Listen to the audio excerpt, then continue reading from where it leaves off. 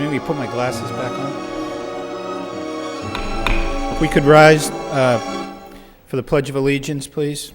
I pledge allegiance to the flag of the United States of America and to the republic for which it stands, one nation, under God, indivisible, with liberty and justice for all. Roll call. Mayor Martin. Here. Miss Doherty. Here. Miss Fattacante. Here. Mr. Leahy. Here. Mr. Leary. Here. Miss Martin. Here. Mr. McHugh. He's absent? Okay. 6 present, 1 absent. Okay. First item on the agenda is approval of the minutes from the November 1st meeting. Motion to approve by Ms. Fattacante, second by Ms. Martin.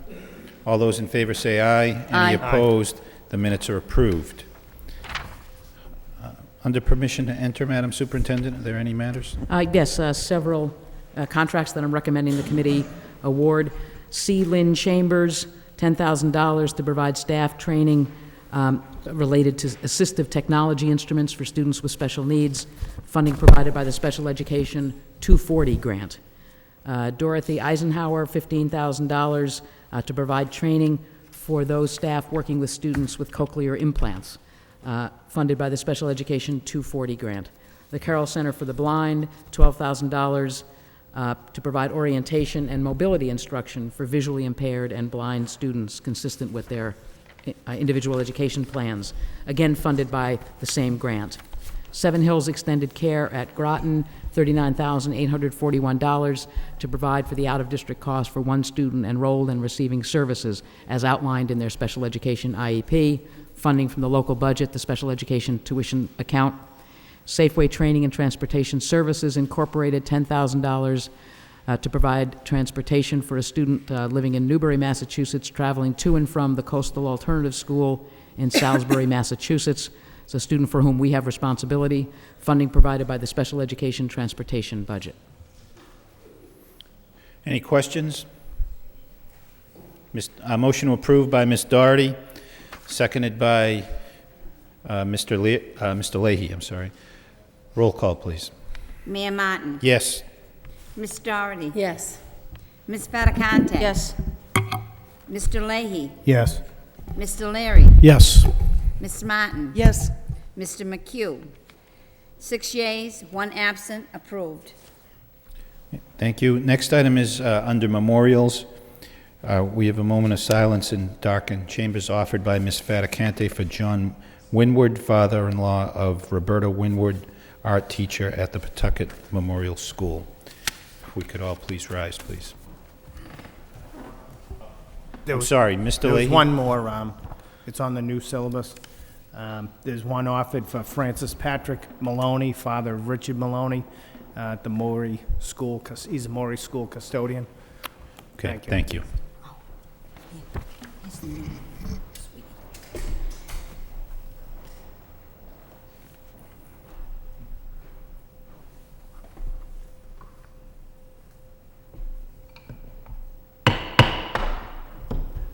Thank you, ladies. Sorry, I'm supposed to take care of you. Okay, may they rest in peace. Okay, under unfinished business, I don't believe there are any items or no items under public participation. Under the motions, the first motion is by Ms. Doherty.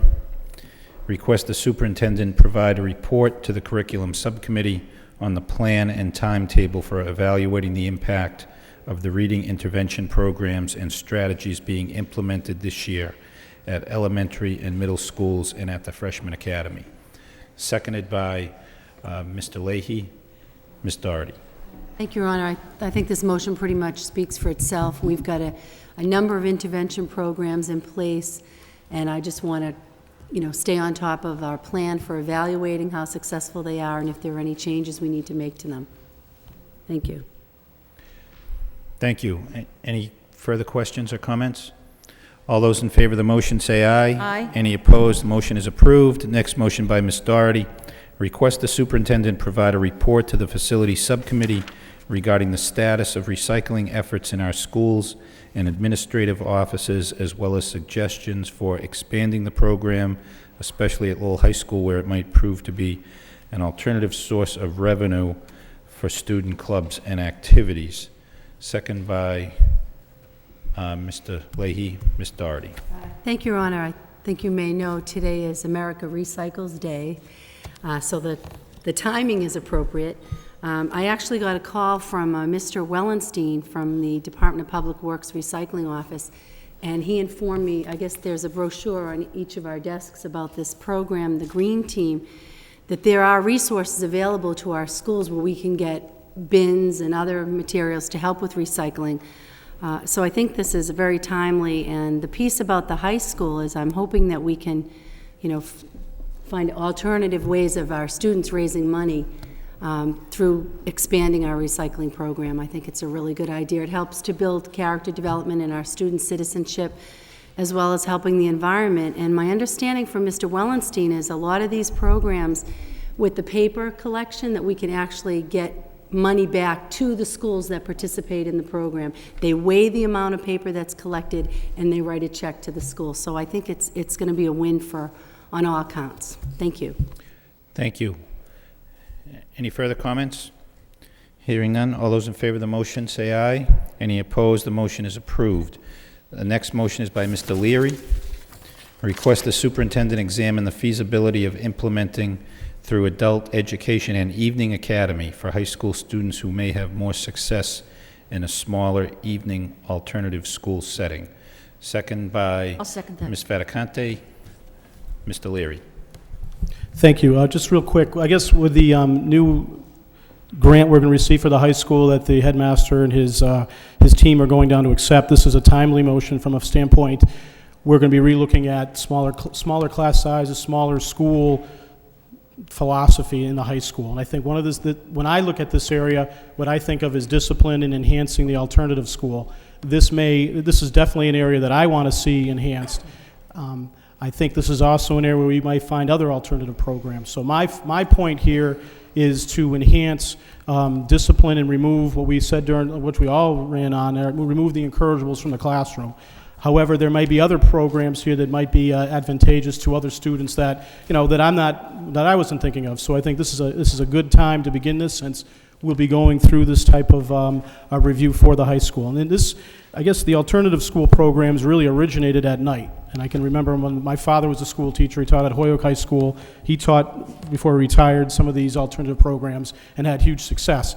I think, just in saying, so folks understand, I think our current alternative programs are outstanding.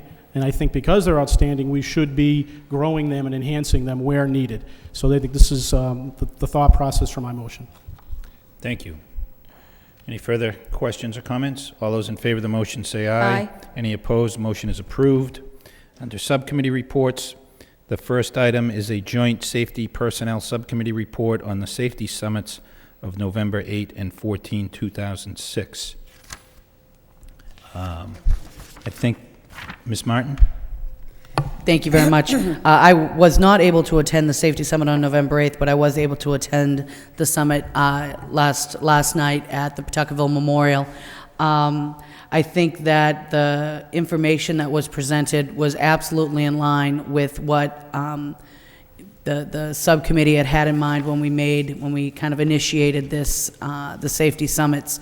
We really wanted to ensure that we were going to have an opportunity to present to parents a comprehensive look at all the different ways and all the different efforts we go through to ensure the safety of students, every one of our students here in the Lowell Public Schools. For those, and I know many members have attended over the course of these first two, it was encouraging to see so many administrators and staff from our schools attending and available to talk about the various activities that we go through and the various safeguards that we have in place. I will say it was disappointing that we didn't have a stronger parent turnout.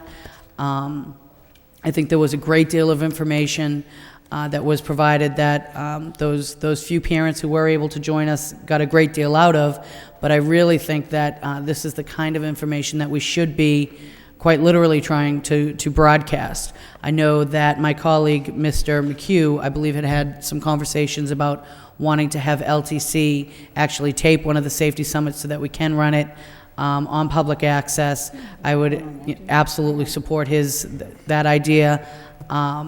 And my recommendation, and I would certainly take input from my colleagues, is that we do continue with the safety summits. We have 3 more scheduled. I'm hoping that attendance will dramatically increase, and I would certainly encourage anyone who's watching to consider attending. The dates are available. Unfortunately, I don't have them in front of me, but perhaps the superintendent can update that for us. The remaining 3 dates, perhaps not. Right here, you're on. It's at the McAuliffe, 7 o'clock to 8:30, Tuesday, November 28th. That encompasses the Green Knowledge, the McAuliffe, Varnum, and Robinson. The Safety Summit number 4, Lowell High School Cafeteria, 7 to 8:30. It's a Wednesday, November 29th. That encompasses Lowell High School, the LeBlanc, and the Malloy, Your Honor. And the 5th Safety Summit at the Riley from 7 to 8:30 on Monday, December 4th, encompasses the Moody, the Pine Arts, the Riley, the Shaughnessy, the Butler, the Cardinal, the McHugh Alternative, and the Sullivan. Okay. Thank you very much. And I, again, just to reiterate, there's a great deal of information that was provided at these. And I certainly hope that as we move forward, we will see a stronger turnout from parents. I really can't emphasize enough how valuable I think it certainly was for me as a school committee member to have all this information presented in one cohesive package and with all the players right in front of you where you can ask all your questions and have them answered really immediately. So I would certainly recommend to parents that they try to find some time to attend. And I know that my colleagues attended the one that I did miss, so I'd certainly welcome any of their insights. Thank you. Mr. Leary. Just real quick, I want to echo what Committeeman Woman Martin said. I also want to thank Assistant Superintendent Ann Murphy and her folks for putting this together. It was very informational. I think Kevin McHugh's suggestion about putting this on our Channel 22 will be a real positive thing for the future. And I think this is a good area where, granted, there weren't a lot of parents that attended, but the ones that did, you could know they had a lot of feedback and a lot of offline or offside discussions with their particular school's principals. So I would encourage folks that are, that I know it's a pain in the neck to attend these meetings in the middle of the week, but there's an opportunity for you to go out and really meet your principal or your school, because them themselves or the assistant principals will be there. We only have one parent-teacher conference for you to meet your teacher. Here's another opportunity. Instead of making a phone call, you get to see your principal face-to-face to really interact with them, hopefully on safety issues, but on other issues if you have questions. They're right there for you to access. Thank you. Thank you. Ms. Doherty?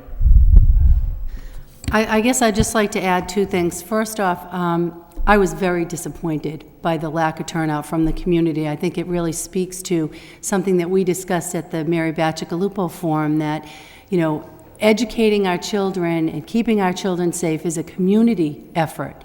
And I know first slightest thing that goes wrong in the schools will be slammed all over the papers about it, the media, parents calling all upset, but we have this opportunity to come out and hear how the schools are dealing with the safety, security issues, the discipline issues, the bullying, and it's an opportunity for people to not only learn what we're doing in the schools, but to give us feedback. And I think that I'd like to say, for people who miss, the schools that were in your neighborhood, I would suggest you attend the future ones, even if it's not your neighborhood school, because again, the people who are making the decisions are going to be there to hear what your concerns are about bus safety, issues around bullying. It's really important that we get together behind this as a community and not just leave it up to the schools alone, because we can't do it alone. We have to work together. So I would like to again say, I think it's important if you could come out when it's your neighborhood school that's being covered, but those that have passed, the one last week was in the Highlands, the one last night was Pawtucketville, but the ones coming up at the Riley on December, whatever that date was, December 4th, the one next week at the McAuliffe, that if those are the ones you can make, I would say show up for those, even if it's not in your zone, the school in your zone, because you're going to get educated about what we're trying to put in place, and more importantly, your concerns will be heard. We're there to hear from parents, to try, and members of the community, not just parents, but because we're all in this together. These are our children. We need to work together. So I thought the administration did a great job. We had people from the police department there. I don't know, I think the one last week, there was a representative from the fire department as well. We're talking about things that involve our neighborhoods and the kids in our neighborhoods, and I think that we need to get more community involvement. Thank you. Thank you. All those in favor of, we'll accept the report as a report of progress. Moved by Ms. Martin, seconded by Mr. Leary. All those in favor say aye. Any opposed? The report is accepted. The next subcommittee report is a report of the Joint School Committee and City Council on School Building Programs. Report of the meeting of November 13th. Mr. McHugh is the chair. Eileen Donahue is chair on the council side. Mr. Leahy, you're going to offer the report? Yes, thank you. Thank you. Monday, the joint school committee meeting with the city council, school building programs, we met. Present were Mr. McHugh, myself, Councilor Donahue, Councilor Elliott, Superintendent, Assistant Superintendent Jay Lang, and representatives from Watermark and Flansburgh Associates. On the agenda, we talked about the project timeline as far as the new Morey School and the Sapasara School. Talked about, they're about 50% set with the estimations, cost estimations. Hopefully by January, I believe it was, we're going to have the projects ready for bid. Second agenda item was the OPM roll and reports by Watermark.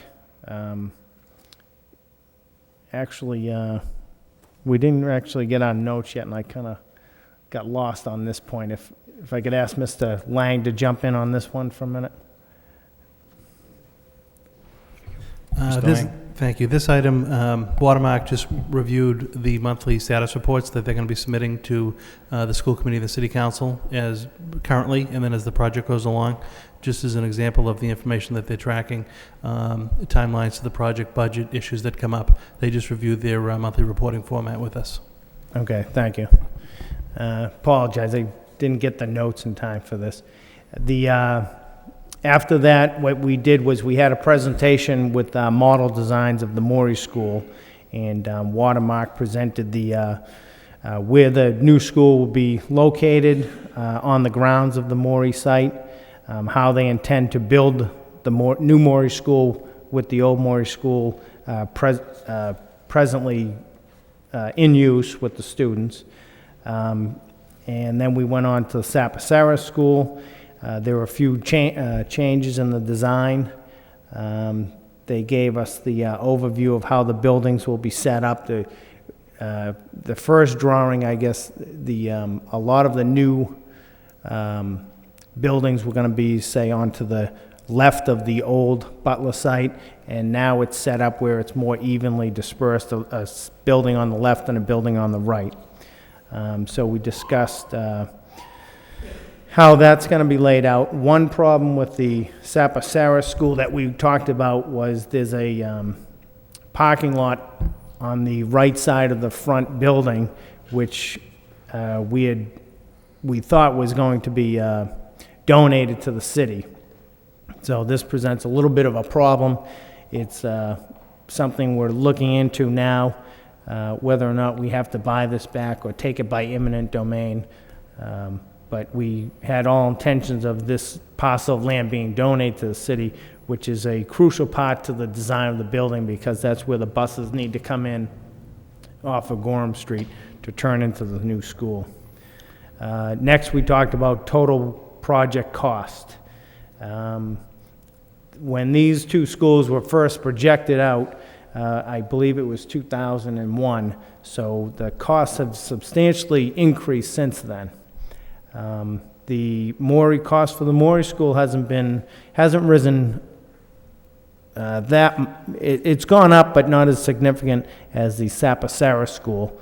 And if you don't mind, I just asked Mr. Lang to comment on the cost of the schools. Mr. Lang, do you have that?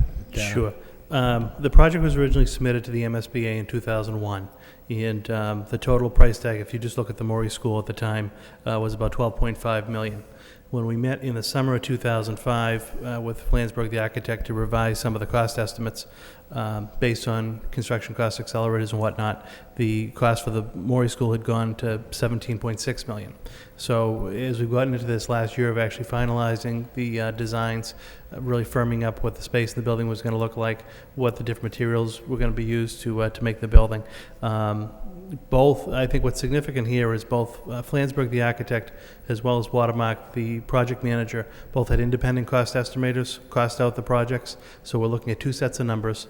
Both groups then sat down to reconcile their figures with each other, and we put in the higher of the two figures when they couldn't agree, just to provide a little bit of a buffer as we anticipated to bid. This is all now based on a tentative January 2007 bid, and the cost just since July 2005 to the January 2007 bid for the Maury has gone from 17.6 to 19.8. So that has gone up. At the Butler School, just to give you the scenario, it started in 2001 at 13.5. In summer of 2005, it had gone up to 18.5. And then just over this last year, it's gone from 18.5 to 23.1. That building does present particular issues, again, just because of its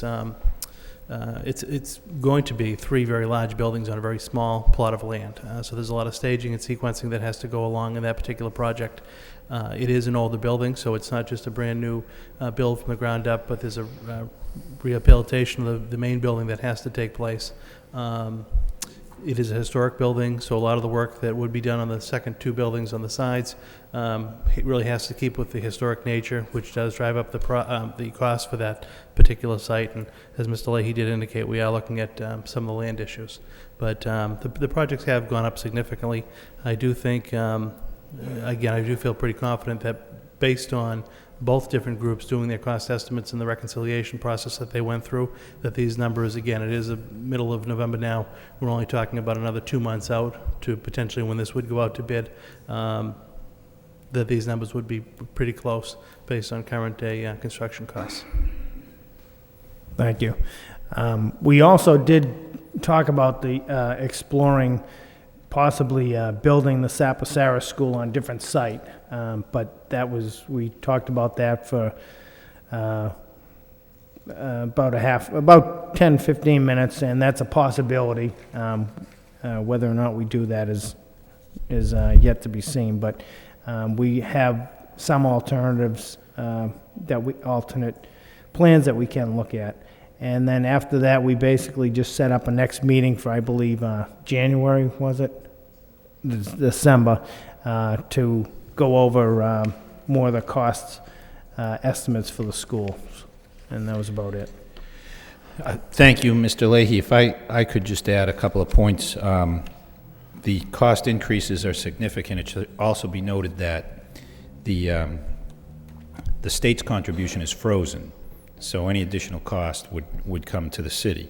And for that reason, we are exploring some other alternatives, both for alternative site at the Sapasara and some other data that we've asked both the superintendent and city manager to look into. So that's the reason for the follow-up meeting, whether there are alternative sites that might be able to be built on more cost-effectively, or what the alternatives are to deal with this parking lot issue at the Sapasara site and what we can do there. So those are among the things that are going to be topics for discussion at the next meeting. Thank you. Okay. Anything further on this report? Okay. All those in favor, motion to accept the report as a report of progress by Mr. Leahy, seconded by Ms. Doherty. All those in favor say aye. Aye. Any opposed? The report is accepted.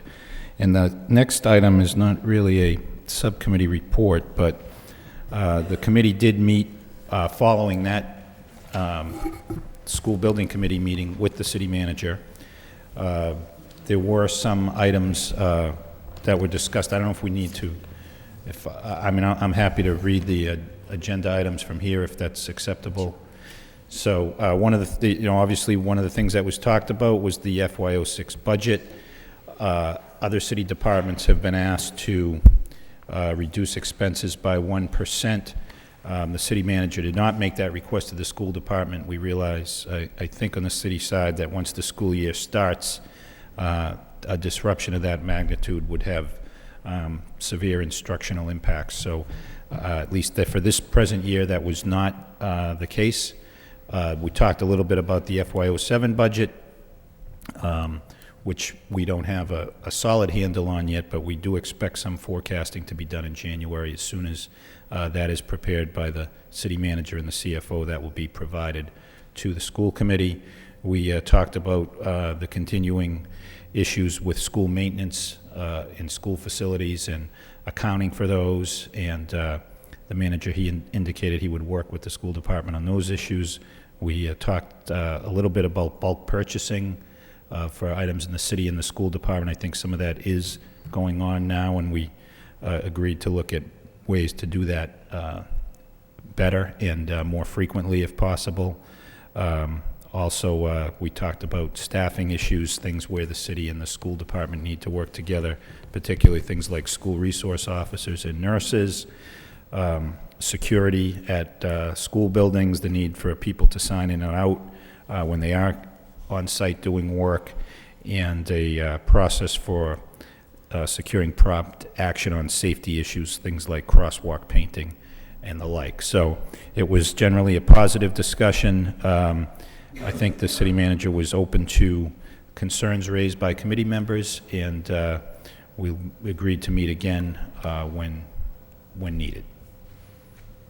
So a motion to accept that as a Motion to report accept, Your Honor. by Ms. Faticante, seconded by Ms. Doherty. All those in favor say aye. Aye. Any opposed? That report is accepted. Next, we have reports of the superintendent. First on the MCAS analysis. Madam Superintendent. Yes, committee members had asked for a follow-up report on MCAS that showed the results disaggregated by different by groupings. And you have a report. It may well be that you'd want the curriculum subcommittee to review it. I think it's a case where our coordinator of research testing and assessment tried to put a lot of information into a single graph, and it's fairly complex information. If I could just, if it would be helpful, I could just describe reading one of the graph. Just take grade 3 as an example, the second page of the report. The very top color represents the percentage of youngsters who scored high proficiency. So that would be the highest score on the test, 260 to 280. The MCAS test scores go from 200 to 280. So the blue that you see at the very top represents the percentage of youngsters scoring at the highest level of proficiency. The green is the 240 to the 260. So the line across, the black line across all of them represents a score of 240, which under the federal guideline and the state's interpretation, that's the level that defines proficiency. But to graduate from high school, a score of 220 is required, not 240. So there's often a lot of confusion about what does failing, warning, needs improvement mean, et cetera. So that black line across is the 240 score. So the green and the blue represent high proficiency and proficiency. Then the yellow represents high needs improvement. So that's a score that's close to reaching proficiency. It's a score of 230 to 238. Then the mustard color is the low needs improvement, 220 to 228. These are all categories defined by the state in the MCAS. Then the red is warning or failing, depending on the grade level, it gets a different label, warning or failing, but it's at the higher level of warning or failing. That's a score of 210 to 218. And then the brown, tan at the bottom is the low warning or failing. That's a score of 200 to 208. So the left half of the chart represents the scores for mathematics. So it starts with the percentages for all students who took the test. So that's the first vertical bar. And it goes over through the youngsters who are identified with special needs. So you can see the percentage of youngsters who scored proficient. You can see no one with special needs scored high proficient. a number of youngsters scored in the green, mean they scored proficient, but it's certainly a lower percentage than if you take all the students together. Next column shows the youngsters who took the test were identified as limited English proficient. The next column, all youngsters identified in regular education. Next, all the youngsters identified as low income, who are eligible for free or reduced lunch. Next, youngsters identified as Asian American. Next, black. Next, Hispanic. And finally, white. So those are the disaggregated data for mathematics, grade 3. Then the ones on the right-hand side tell the same story but about the reading scores. Now, any number of youngsters are in more than one category. So that's so that, for example, there could be a student who is, for example, white. So within the race ethnicity category could be white. Could also be low income, so counted in both those categories, and could also be special education, so it could be counted in that category. So the numbers below don't add up to the same because there are youngsters in more than one category. So this gives a picture, a fairly clear visual picture, that not surprisingly, youngsters who are not in special education, who are in regular education, score higher on average. Many fewer kids who score low failing than youngsters who are in special education. And you can see the patterns across. It is, I think, encouraging that a number of our youngsters with limited English proficient are able to reach the proficient score at all grade levels. So that's very encouraging, and does, since so many of our students are limited English proficient, that's an impressive accomplishment on their part. So I don't know what the committee's pleasure on this is, whether you'd like to see this referred to the curriculum subcommittee for further analysis, or what you'd like to do with this report. Madam Superintendent, could I ask you just on the graphs below, are those raw numbers of students? Those are raw numbers, not of percentages. Students in each category? Yes. Okay. So those are raw numbers, not percentages. Okay. And that's where you can see some of the duplicate. Okay. Ms. Doherty? Yes, I had a question through you to the superintendent. So the category that's regular, those would be children who are not low income, not English language proficient, not special ed, the regular category. No, those are youngsters who are not limited English proficient and not in special, have no special needs, no identified special needs. Okay, so they could be low income as Yes, well. they could be low income. I guess I'm looking for one other piece of information that's not clearly coming out to me here, and that would be those students who are not limited English proficient, who are not special education, who are not low income, how are those students doing? And it's not jumping out at me then. It might be here and I just don't see it. I don't think you can construct that from this. We'll have to get you that. We'll get you that information. Well, then in that case, I would ask for that additional information to be referred to the curriculum subcommittee if my colleagues have any other information they're looking for.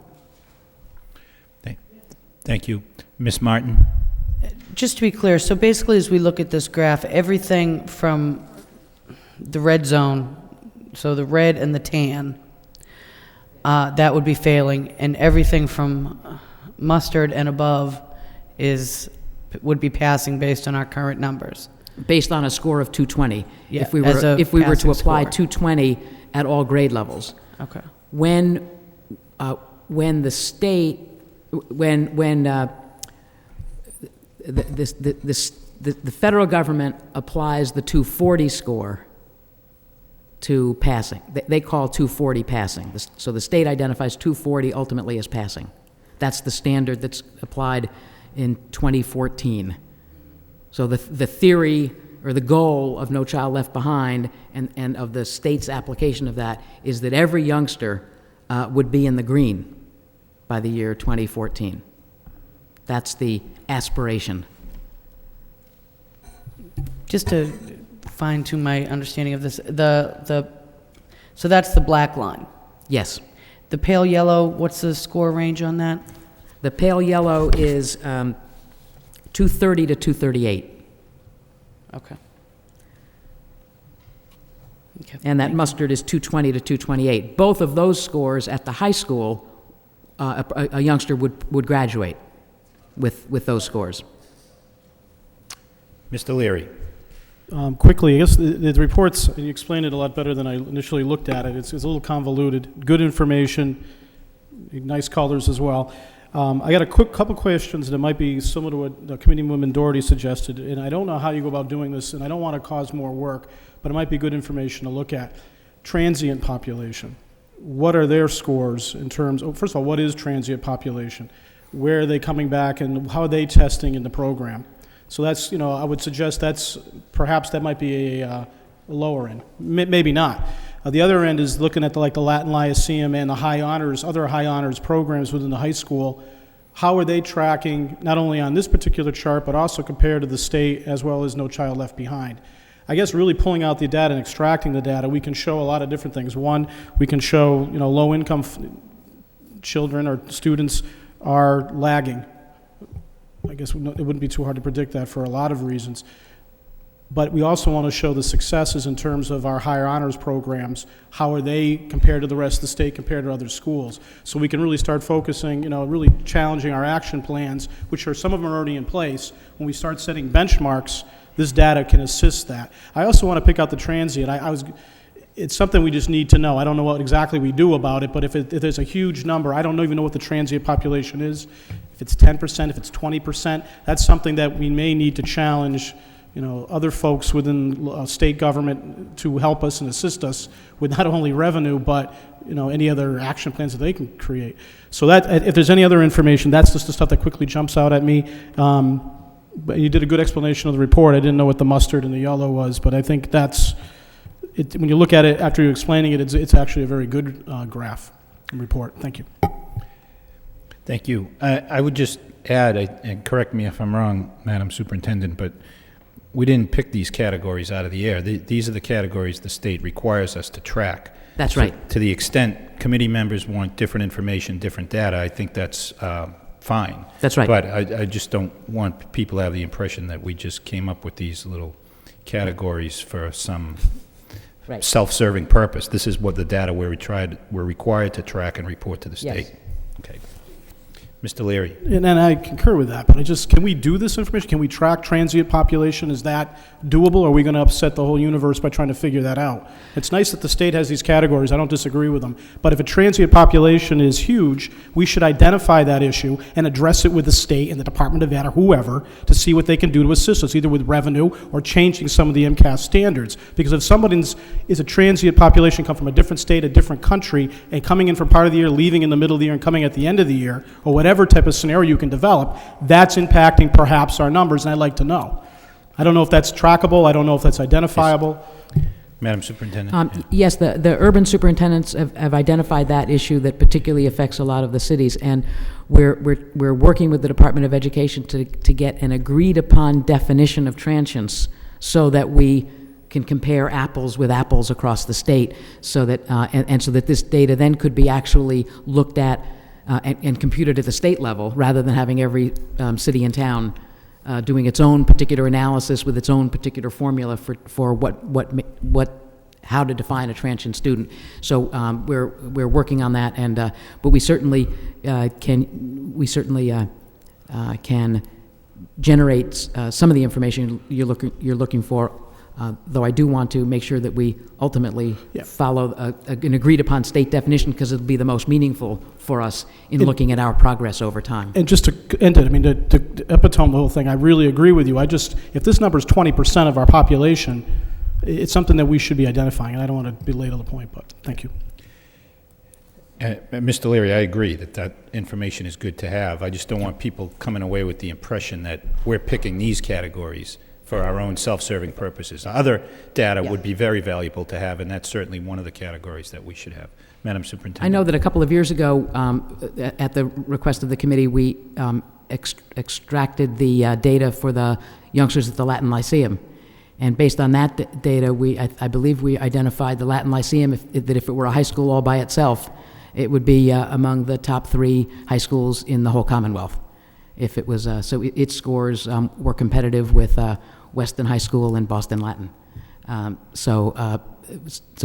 It'll be useful to take a look now what's happened a number of years later. Thank you. Mr. Leahy. Thank you. Could I, through you to the superintendent, when we talk about special ed, it's my understanding that all special ed students are tested for the MCAS? Is that correct? Yes, certain youngsters can qualify for an alternative assessment, and I can invite Assistant Superintendent Murphy to explain that process if that would be helpful. It's a small number of students, but some. Could you go into the detail, I mean, even severely handicapped children are? For most of our students in the life skills program that are multiply involved and have limited cognitive abilities, they have what's called the MCAS alternate assessment. And it's a portfolio assessment that's done electronically that gets submitted to the state. And the state then, the scoring for those students is based on the progress that they've made from the beginning of the year to the end of the year. Teachers have to submit graphs and examples of the students' work.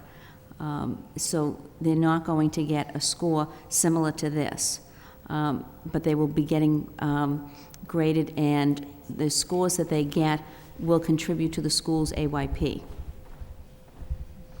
So I guess also a question would be that if one school had or doesn't have special needs program and one school does, so would it be correct to assume that the school that does offer the program, it's harder to meet your AYP? I mean, we have special education students in all of our schools. Okay, but maybe like life skill programs? We can only have 1% of our population, of our special education population, on an MCAS alternate assessment. There are very, very few students for those. So those students would not be recorded within this graph. Oh, okay. Okay? The alternate assessment students are not recorded here. Okay. Thank you.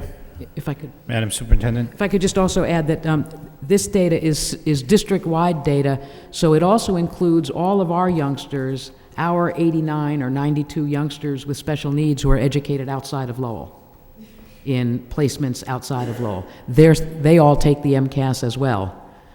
In some cases, some of them may be alternative MCAS, but a lot of them take the regular MCAS, and those scores are then added to our scores, even though they're not educated in one of our 23 schools here. Okay. Thank you. Ms. Doherty. Just one more thing I wanted to add about the special ed students.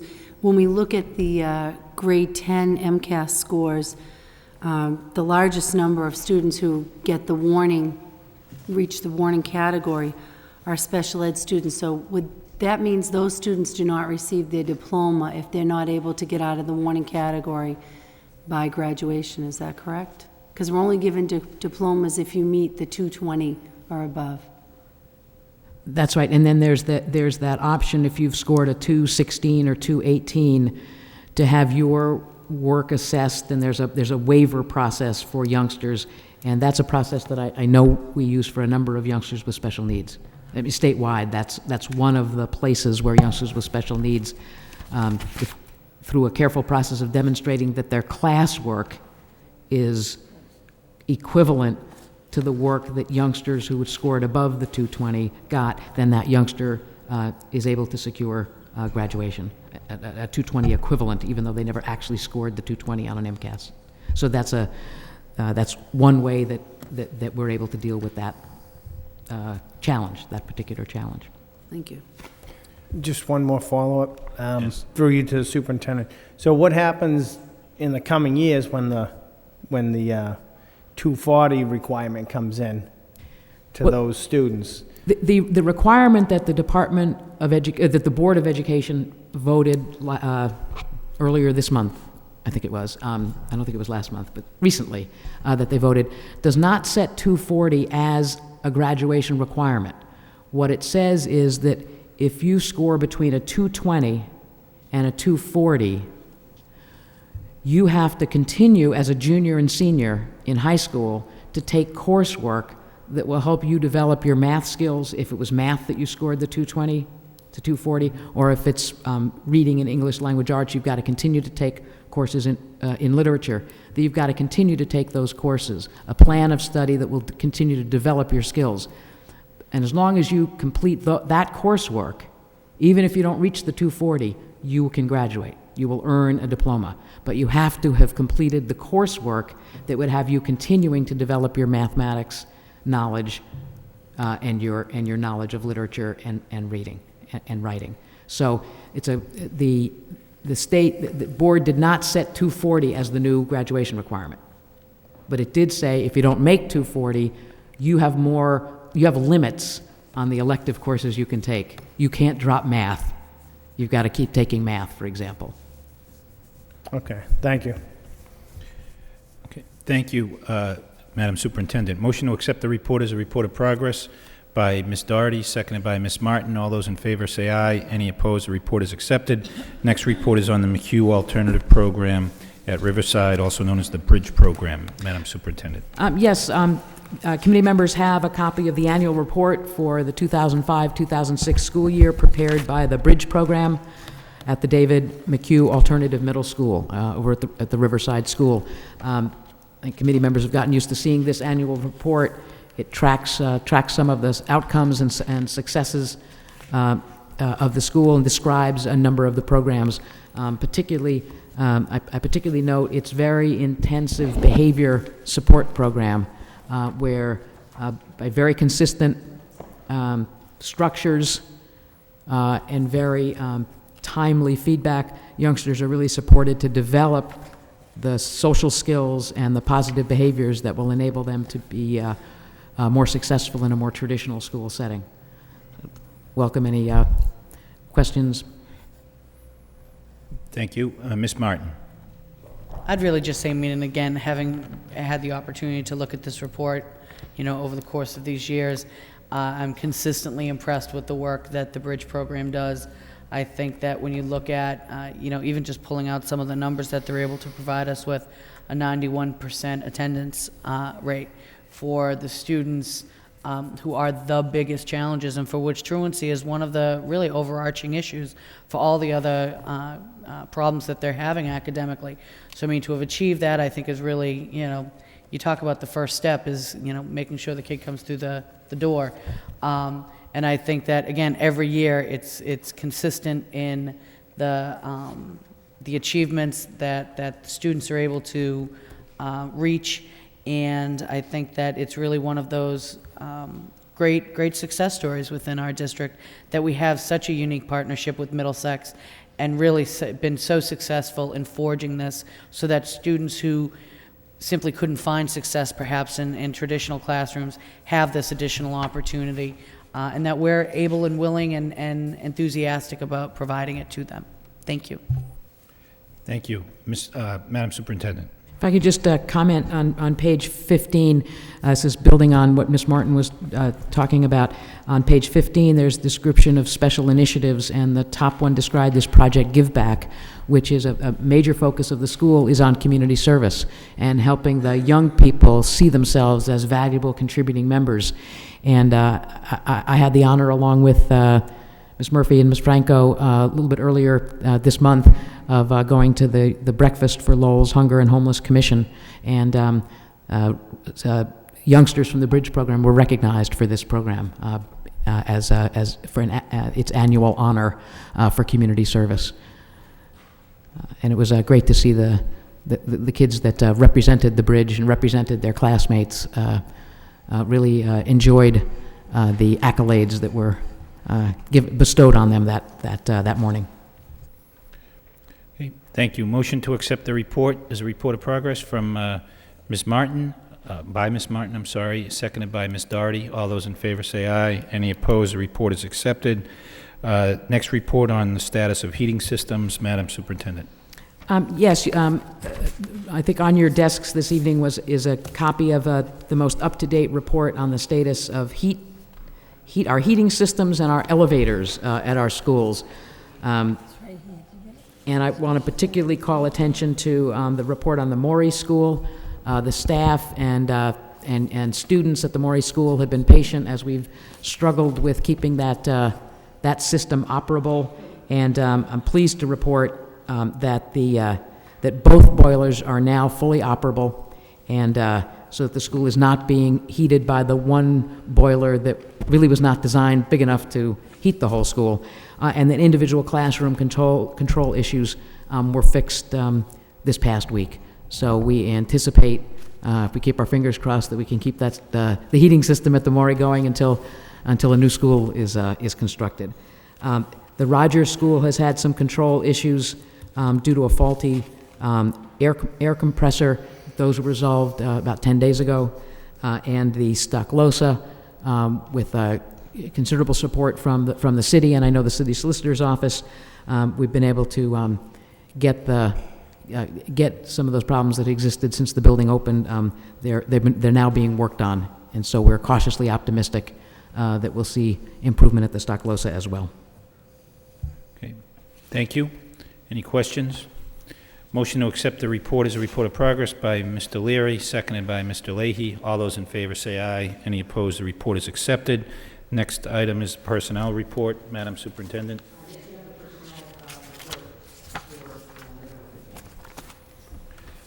Motion to accept the report by Ms. Martin, seconded by Mr. Leary. All those in favor say aye. Any opposed? The report is accepted. And the final report is the list of eligible teachers. Madam Superintendent. Yes, the same, the November 15th, monthly you receive the list of eligible teachers. This is the current updated list of all those teachers who are certified and on the list of teachers that may be hired in the event of vacancies. Okay. Motion to accept the report by Ms. Martin, seconded by Mr. Leahy. All those in favor say aye. Any opposed? The report is accepted. Under new business, we have one item, alternative school staffing proposal. Madam Superintendent. Yes, last year the Lincoln Schools ABE program had very little need to serve students in 3rd and 4th grade. So as a budget economy, we reduced staffing in the program because we anticipated it serving youngsters in kindergarten, 1st and 2nd grade, and that's where the need would be. We now know that we need some seats for 3rd and 4th graders. So Assistant Superintendent Murphy worked with Principal Sandy Dunning to reestablish space at the Lincoln so that we can restore staffing so that we can staff fully for youngsters kindergarten through 4th grade. I know the budget is exceedingly tight, so I just want to explain our thinking and the steps that we would take. First is that we would look first to hire the teacher. There won't be enough students, at least for a while, to require an additional paraprofessional position. So this is authorization first to fill the teacher position, and then if and when we need the paraprofessional position, we would fill that in the effort to save dollars. In terms of funding for this, we have saved in. We're running a little bit ahead of where we had expected to be in our substitute account. So we've generated about half of the funds needed at this point to fill the position. If we fill the teaching position by mid-December, so we've generated about half of those savings now. With continued work on our substitute budget, between now and the end of the year, we anticipate being able to generate out of the substitute account the funding needed for the teacher position from December 15th on, and for the paraprofessional position from roughly mid-February on, should we need it. As the committee knows, the budget is very, very tight. We're working very hard to try to generate the savings by really judicious use of the substitute account as a way to try to get the funds for this. But we really think this is necessary to restore this. We've got youngsters that we need to serve, and we really think this is important to do. So I respectfully request authorization to fill first the teacher position, and then, if needed, the paraprofessional position, so that we can restore the full continuum K through 4 student service at the AID program. Ms. Doherty. I'd just like to say that I think the sooner we can get services to children, the better off we are. We end up paying for it later when behavior problems become much bigger, much more complicated. So I would be in support of doing something like this. I think we need to have a program like this for our kids who need the services. Okay, Mr. Leahy. Thank you. Do we know, I am in favor of this. Do we know about how many students we need to service this year? Well, we know that we've got, right immediately, we've got 3 youngsters waiting in the wings, that we know immediately, as soon as we can fill the teacher position, that we will assign there. And we know that we anticipate that there are a number more, but there are 3 that we absolutely, we've got to take action on with.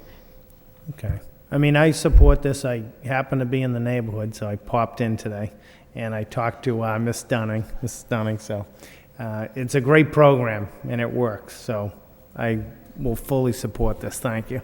Thank you. Ms. Martin?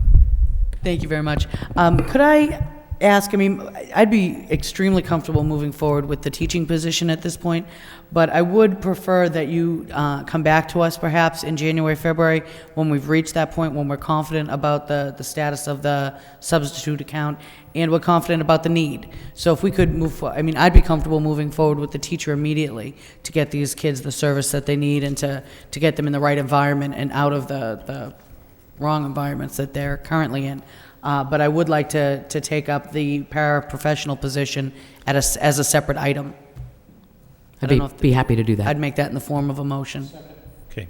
Motion to approve the request for the teacher but not the paraprofessional at the present time by Ms. Martin, seconded by Mr. Leary. Any further discussion? Roll call.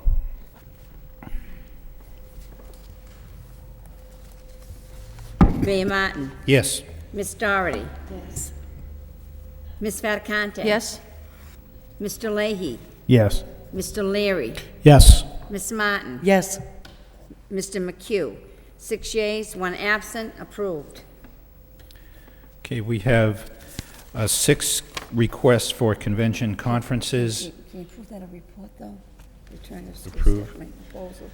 Well, Needs to report a report.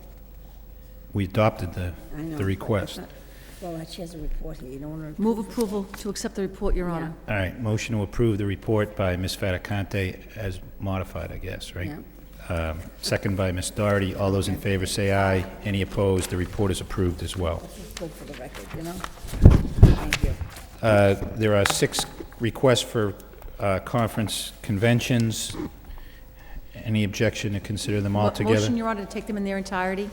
Motion to consider them all in their entirety by Ms. Fattacante, second by Ms. Martin. All those in favor say aye. Any opposed? We'll consider them all together.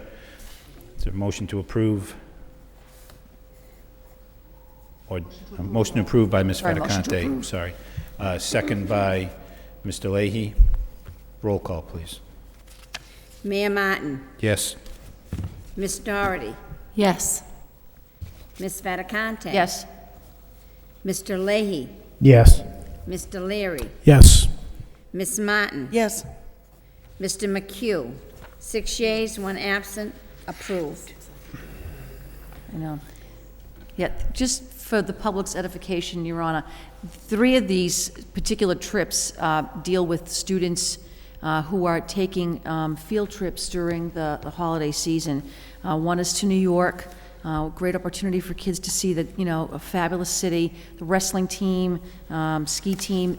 So these are, we always take them in their entirety. People don't know what they are, but in this particular case, students who may not have an opportunity to travel to, the great state of New York, see Manhattan, are going to be able to do so, and that comes from, people who have decided that it would be great to get kids out of Lowell and show them the world, and it's a wonderful opportunity for our students. Right. The cost is being paid by the Right. students. Yes. But because it's an official school event, Right. needs to be approved Right, here. exactly. Right.